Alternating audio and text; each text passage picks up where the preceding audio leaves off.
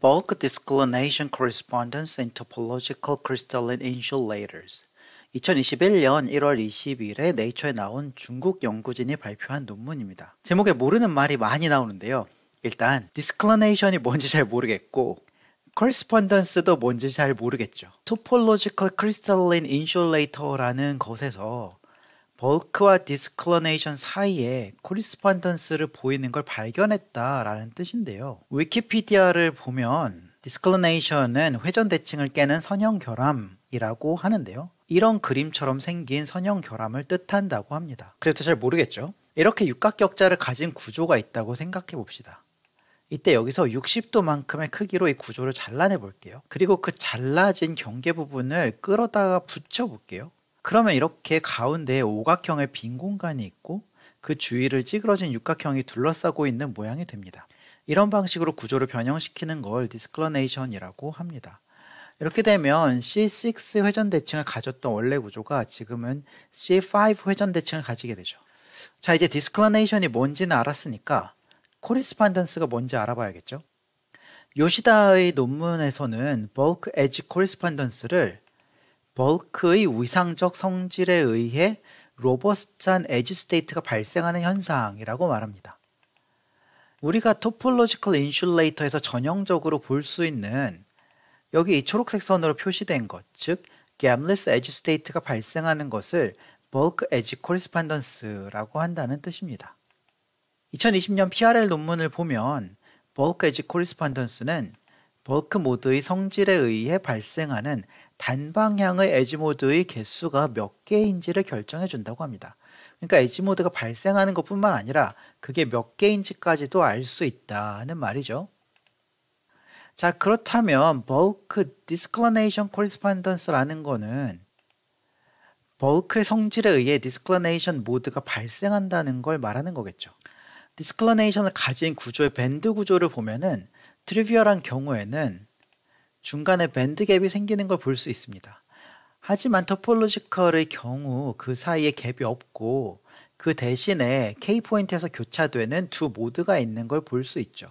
그렇기 때문에 트리비얼의 경우 중간에 바운드 스테이트가 없지만 토폴로지컬 경우 중간에 바운드 스테이트가 생기는 걸 볼 수 있습니다. 그러면서 토폴로지컬 모드인 이 바운드 스테이트의 중요한 특징으로 fractional disclination charge를 들고 있습니다. 유닛셀에 있는 스펙트럴 차지의 값은 local density of states를 적분해서 구할 수 있는데요.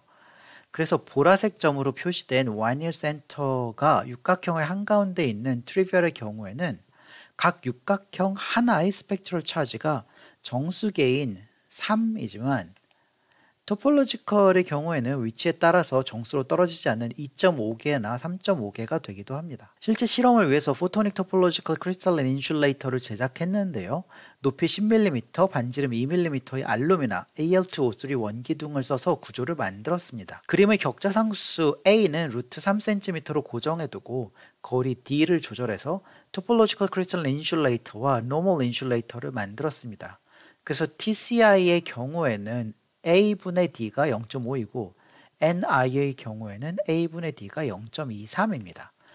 그렇게 두고 시뮬레이션을 했더니 토폴로지컬 경우에는 스펙트럴 차지가 2.54이고 1.64인 프랙셔널 차지를 얻었다고 그림 2에서 보여주고 있습니다. 그래서 실제로 실험을 하고 측정을 해봤더니 스펙트럴 차지가 TCI인 E의 경우 2.56, 1.74 같은 프랙셔널 차지가 측정이 됐고요.